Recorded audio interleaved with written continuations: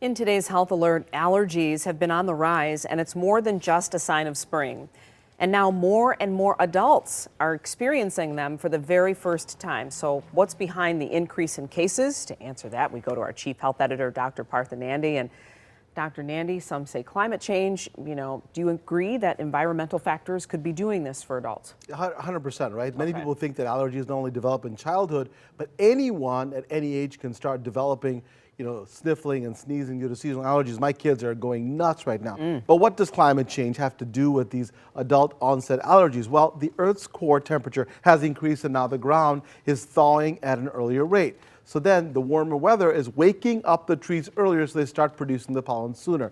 Right now, pollen season is about 3 weeks longer than it was 30 years ago, but we're seeing about 20% more pollen, Glenda, in the air than before. And that could be because there's this increased rise in carbon dioxide due to the combustion of fossil fuels that we're doing. And those carbon dioxide levels increase and it triggers the trees to produce more pollen. And then we end up with a pollen storm in our hands. So hey, absolutely, it's quite possible that more adults are developing seasonal allergies because your systems are being exposed longer to pollen and becoming overloaded. Allergies happen how? When your body reacts to a harmless substance, but instead of seeing that substance as harmless, it sees it as a dangerous intruder and it overreacts, releasing histamine. Now, histamine is a chemical that's part of your defense system, and then it leads to all those not so fun systems: congestion, runny nose, postnasal drip, itchy eyes, and nose.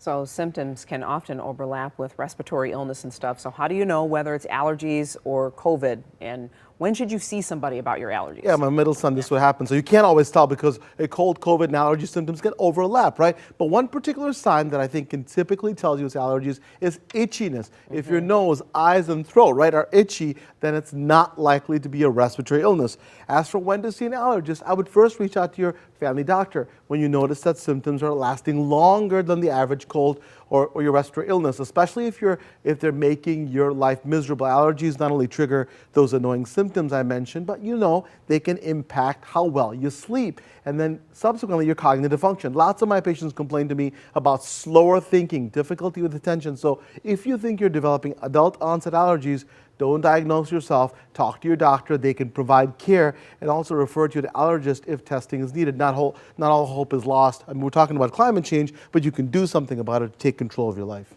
All right. If you've had them your whole life, aren't they supposed to get better? They're supposed to, but I'll tell you, the allergens seem to be getting worse for a lot of Yeah. people. So we'll dive into that as well. All right, Doc. Thank you so much. My pleasure. Appreciate it. If you have a health question for the good doctor, you can email him at drnandi@askdrnandi.com or send it to us on Facebook or Twitter. We'll get it right to him.